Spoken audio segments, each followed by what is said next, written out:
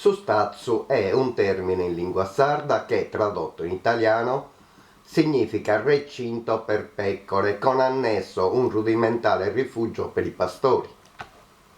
I proprietari di pecore e pastori abitano lussuose dimore lontane dagli olezzi che tali stazi emanano. La politica e il sistema attuale, falsamente definito democratico, sono paragonabili ad uno stazzo. I pastori hanno campo libero di decidere dove portare il gregge al pascolo, tenendo però ben presenti alcune inderogabili disposizioni che i padroni impongono.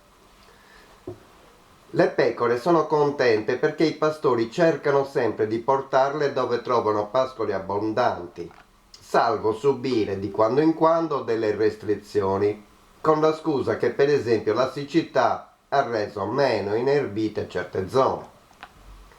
E allora le povere pecore sono costrette a mangiare meno e si accontentano anche di mangiare cibo un po' meno saporito del solito. Pecore e pastori con annessi cani da guardia al seguito spendono la loro esistenza andando dove i padroni impongono loro di andare. Ecco, i cani si sentono anche in sottofondo. A volte ai pastori fa comodo far soffrire questi personaggi, per loro fini neanche tanto nascosti, e inventano scuse tipo ristrutturazione dell'azienda, crisi finanziarie, penuria di cibo e di acqua. A volte sfruttano le avverse condizioni atmosferiche per tenere il gregge a stecchetto.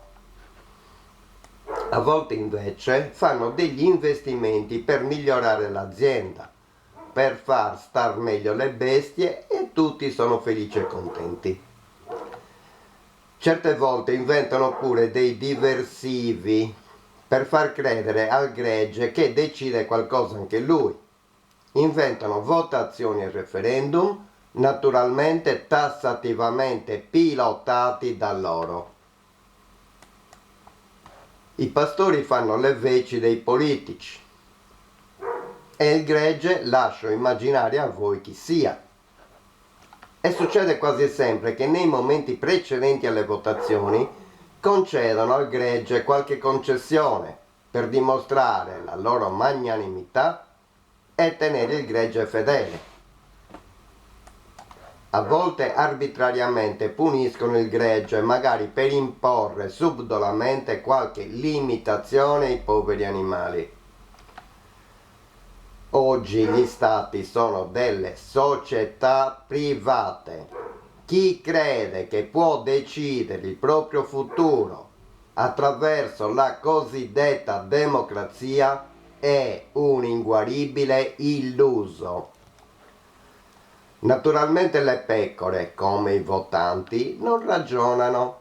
Credono di dipendere dai pastori e una volta al pascolo, potenzialmente libere, non tentano l'azione più logica che esiste, la fuga. Preferiscono una vita grama alle dipendenze, in sostanziale schiavitù, alla libertà che naturalmente comporta impegno, coraggio e intelligenza.